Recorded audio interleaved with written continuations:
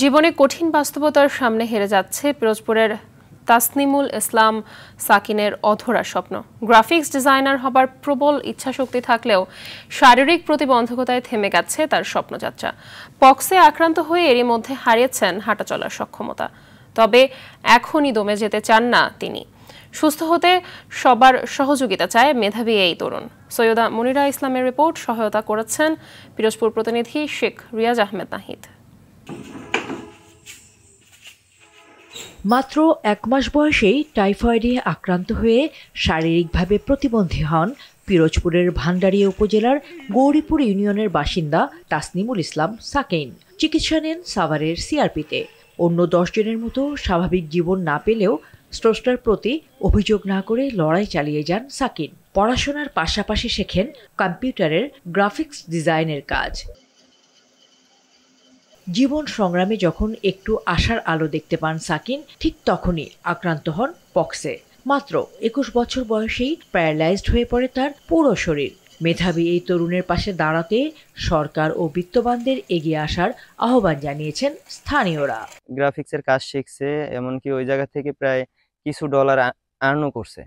তো তারপরে ও হঠাৎ করে ওর পক্স হওয়ার পর ওর বাম সাইডটা যখন অবশ হয়ে যায় তখন ও আর কি ওই কাজটাও করা বন্ধ হয়ে যায়। তো কি করতে চায় ওই বিষয়টার উপর ফোকাস দিয়ে যদি ওরে একটু সামনের দিকে ধাবিত করার জন্য কেউ পারফেক্টলি ওর পাশে থাকতো, তাহলে হয়তো বা ভবিষ্যতে অনেক ভালো কিছু করতে পারতো। একজনের দেয়া একটা রুমেই তারা এখন জীবনযাপন করতেছে। তার থাকার জন্য রাষ্ট্রের কাছে সে একটি ঘরের দাবি করছেন এবং তার চিকিৎসার দাবি জানাই রাষ্ট্রের কাছে।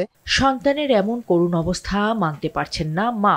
সাকিনকে সুস্থ করতে চান সবার আন্তরিক সহযোগিতা। ২১ বছর বয়সে ওর পক্স হয়। পক্স হওয়ার পরে ওর এই বাম সাইড অবশ হয়ে যায়, তখন আর ও কোনো কাজ করতে পারে না। আমি চিকিৎসার জন্য অনেক দৌড়াদৌড়ি করছি, কিন্তু কোনো জায়গায় কোনো সাহায্য পাই না।